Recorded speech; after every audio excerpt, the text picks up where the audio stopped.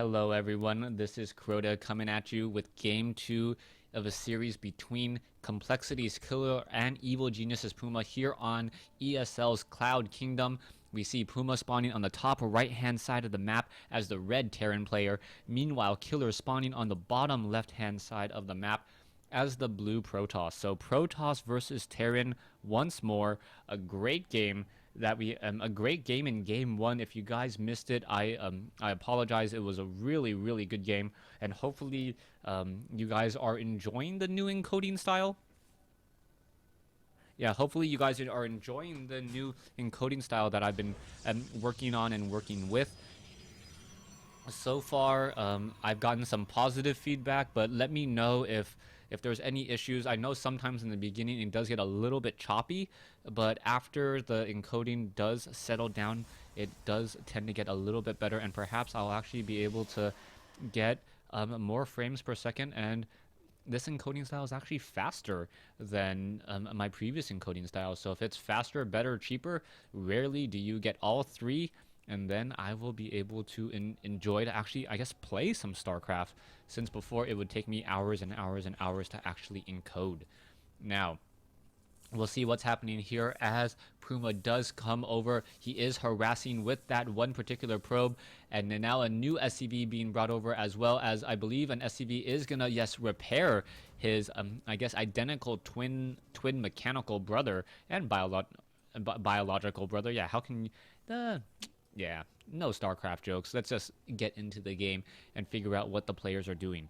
Puma obviously not going for any gas once more. It looks like it will be an early command center here, and there is going to be a rather narrow choke point here, but there are destructible rocks. Also, another thing to note is that there is another wide entrance off here, and you have to be very careful about how you do your guarding and how you try to wall off. The essential choke point is naturally here, and the map really reminds me a little bit of a two-player Tal'Darim altar style, where there's only two places to spawn, but your map, how your map is situated, or how your base is situated, really feels like Tal'Darim. You have an easy to take third. It isn't blocked by destructible rocks, but it is very exposed, but still on high ground. We'll see what's going to happen here, as we already have Marines now just setting up. No early Zealot pressure at all. Perhaps Killer knows that he cannot really apply a lot of early pressure with those Zealots unless it's a proxy gateway of some sort. And even with that, it would have been scouted out, and Puma perhaps wouldn't have expanded and perhaps placed down a bunker instead and tried to wall off. SCV gonna hide off over here as a Marine now runs towards the Xel'Naga Tower. The Xel'Naga Tower, very important, as they are on the low ground, and they do reveal up onto the high ground as well. So it gives you a very easy access and a very easy defendable choke point, as a Marine now perhaps going to use a little bit of that stutter step in order to try to get away. A little bit of dancing on that Marine. The Marine now backing off, returning all the way home, and we see that there are going to be 3 Marines in this group. So 3 Marines in this group, and perhaps this one Zealot may get taken out. I don't know if you guys have played the recent StarCraft Masters map. What was it? 3 Marines versus 2 Zealots. Obviously, the AI, not the smartest in allowing 3 Marines to take down 2 Zealots, but 3 Marines against 1 Zealot with proper micro. The Marines will be a little bit bloody, but the Zealot can be taken out if you really are concerned about map control and site control. SCV now slipping by. It looks like a Stalker is running desperately back, and the SCV will get that all-important scouting information. The SCV sees the Nexus, won't be able to get up the ramp though, but it knows that there is a Nexus off over here, so that is important. Nice high ground pylon will be able to warp in reinforcements while still staying relatively out of the way. 4 Marines now charging at the Zealot deciding to back off. Now, one of the strange things about this map is that opening up these destructible rocks also makes the map feel a bit smaller, based upon how all the units walk and run out. They don't have to walk around these rocks here, and it actually starts to shave 3 to 5 seconds of time when you do start walking around the map, and 3 to 5 seconds of time in terms of positioning does add up. Both of these players still looking to sit inside their bases, but we now see a Dark Shrine coming into play. A Dark Shrine with hallucination, so this is going to be one of those really, really tricky scenarios, and Puma, I don't believe, knows about that Dark Shrine. Does he know about the Dark Shrine? No, the Dark Shrine was actually just beyond scanner sweep range off over here, and that was a huge, huge clutch by Killer, hiding a Dark Shrine, hiding the Twilight Council, and now also getting hallucination. I believe Puma has to try to figure out what was going on. I gotta believe that Puma is one of those really, really smart StarCraft 2 players who saw that Killer was researching something on the cybernetics core, even though Warp Gate was completed. So he may suspect that, he may suspect hallucinations are coming in. Perhaps Colossi could be added, as Dark Templars are now simply going to walk inside this base. Oh, the missile turret, just a little bit too late by Puma, as the SCV now, oh, getting taken down, but a new Dark Templar going to make its way inside the base here. One SCV down, the worker kill count already at 4, as the SCVs are now just getting destroyed. Multiple SCVs trying to come in. We can see that the Marines are now making their way in, and was able to scanner sweep and destroy the Dark Templar. So not enough damage was really done, as Puma, oh, he would have been able to warp in across this very narrow ledge and get in a bit more reinforcements, but one supply depot here does scout it out and makes short work of that.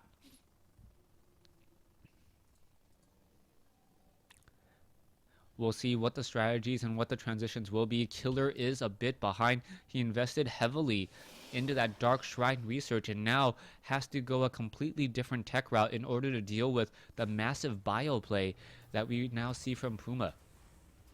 Puma getting that level 1 weapons upgrade, getting armor upgrades as well. We should perhaps already see an armory being placed down, or if not now, soon, as I believe Puma really wants to start on those 2-2 upgrades immediately after 1-1 is completed. Marines and Marauders still doing a little bit of a split across the center, or just Marines right now as Marauders are being added. The armory is being built now, but there may be a little bit of delay in terms of the research, as infantry upgrades still have about 20 seconds to go. Meanwhile, the armory does have a good 40 seconds. Dark Templars now attempting to walk up the ramp here. We'll see if any damage is dealt. The Marines could have easily scanner sweeped and taken out that Dark Templar. You also see now a missile turret being established. That SCV will get taken out. The SCV does have armor upgrades, so it didn't take more than one attack to finish it off, as Marines are now trying to make their way over. A scanner sweep will cause a bit of problems here. The Dark Templar does move fairly quickly, but a scanner sweep and stim enough to take it down, making sure that that Dark Templar never sees the light of day once more.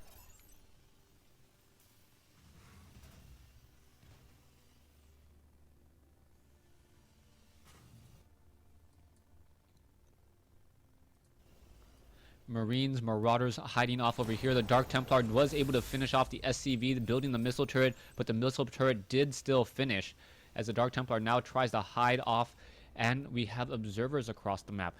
Multiple proxy pylons. Killer could try to go for a ninja expansion here, but I can't believe that he would be doing exactly that.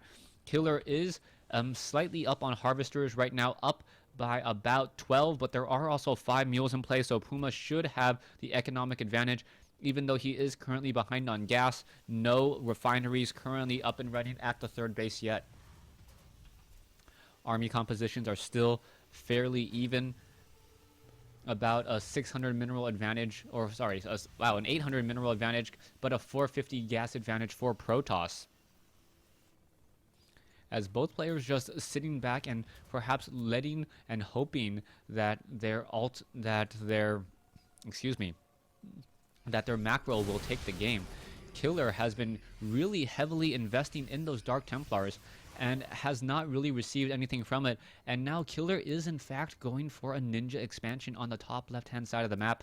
I would not imagine that Killer would be trying to do so, but perhaps he needs to take a risk in order to get back in this game, and by taking this risk and not having it scouted out, as many of the engagements will be in the center. Puma may have a little bit of a bad time. We'll see what's going to happen here. Oh, one Dark Templar, not enough enough to finish off one Marine, but that is it. And still, things are not looking good as some proxy pylons have been destroyed. Colossi now looking to push their way in. Zealots now getting in, but the Colossus, even with extended thermal lance range and only level 1 weapons upgrade, able to stop that attack in its tracks. And perhaps we will see, yes, a drop now come in. So a drop going to come in on the top left-hand side here. And with a very fast, immediate drop, you can already see Zealots are trying to warp in. Colossi now making their way in. Zealot did charge over, and Puma is going to be forced to retreat. The Stalkers do not have Blink, unable to chase. And now one Dark Templar in the center. He was able to take down a Marauder, but that was it, as the units are now once again going to regroup. It looked like Puma did try to do another drop here as well. So a double two-prong drop, but Killer being able to respond with so many gateway units from whenever there was pylon power, able to reinforce and really shut down those drops, as Zealots do not take that much damage from Marauders and have a fair amount of hit points as well. Level 3 weapons and armor upgrade coming in from the Protoss. Stalker escorting all of these workers all the way to the top left. You can see that there's a factory over here by Puma. So Puma perhaps expecting a ninja expansion, but setting up the scouting factory in the wrong location, as the harvester count 77 to 69. And as these probes go to work on the top left and now get even more gas, I do not believe Puma is really going to be ready to expect a 4-base Protoss or an 8-gate or an 8 assimilator Protoss and all of the production benefits that come with that. Vikings are being added now, so the Vikings are going to be the counter to those Colossi. Colossi, as powerful as they are, and simply melt to Vikings. The Vikings already have level 1 weapons upgrade, now getting level 2. As one Zealot now attempting to run away. You can see a photon cannon going to be established off over here. The Dark Templar here not revealed, as we see the Vikings now making a move. And now we see also Killer destroying the destructible rocks here, just trying to open the path up. The Vikings getting off one quick shot, as the Marauders and the Marines also destroying destructible rocks in the center. So both sides want to engage and want to engage soon. Photon cannon now pushing away that factory. The Nexus, a new Nexus, could be coming in momentarily. We are going into personal cloaking for those Ghosts. Ghosts are going to be able to perhaps EMP Shockwave in peace, as the Stalkers looking to try to finish up. We can see the Marauders and the Marines. Zealots now trying to engage the Stalkers, and the Marauders have equal range. And the Colossi, it's really going to come down to the Colossi to see how much damage they can do. The Vikings chasing after, but have to be careful with those Stalkers. The Stalkers do have a decent amount of range here, and Killer utilizing these Stalkers very well, but and we'll see how this is all going to unfold. Both players sitting nearly at maximum food, as both players don't want to engage. Both players with the longer range units in the back, and now High Templars could be coming in. High Templars, do they have Psystorm? Not quite yet. Psystorm could be coming in. The Marauders and the Marines now dancing along the far side here. And here we go. Psystorm is not yet ready. Needs another 20 seconds or so. But an EMP Shockwave shuts that down before it even gets started. High Templars now attempting to back off. Vikings engaging against the Colossi. There is Guardian Shield, so that will definitely help. Psystorm is now ready to go, but the High Templars are not moving forward. Vikings and Stalkers are battling it out still, but the Vikings now completely down. One Colossus is left at 4 hit points. Psystorm could be coming in, and yes, there is the Psystorm. Puma taking a devastating blow and now being forced to retreat, as the Stalkers, even without Blink, able to deal a lot of damage here. Harvester count 81 to 69. About a 300 mineral and a 300 gas difference for both of these players. Killer expanding now to his 5th base, unbeknownst to Puma, as Puma thinks that it is perhaps just his 4th. A new proxy pylon now being set up in the center, and we'll see where this command center goes. Marines and Marauders looking to destroy this pylon. That pylon will get taken out and get cleaned up. Colossi, a very low hit point. Colossi in trouble, down to 37. Stalker does blink over, but the Viking wants some Colossus, I guess, fluids, and it gets taken down. So the Viking does trade itself as a Marine. Now looking around the map, still does not spot another expansion. So perhaps Puma thinks that he has a firm grasp on the game right now, especially with High Templars, or no, sorry, with only one base off over here.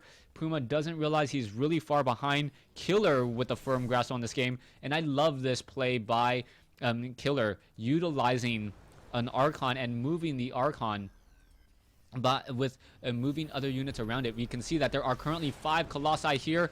We'll see what's going to happen next. The Stalkers were able to blink in, take down one of those units, and now here we go. Vikings still trying to engage. SCVs are all lifted off and now attempting to run back down south. And really, Killer could decide to transfer off some probes, and if he did that, that would be a very, very safe call now, as he wants to at least appear that he's trying to mine from this base. That base is starting to get mined from. Killer still sitting on 200 with a huge bank.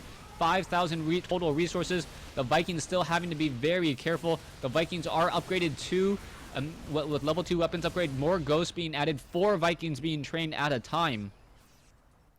But as soon as all those Colossi are done, the Marines and the Marauders will be able to go to town on those units, or at least that is the plan.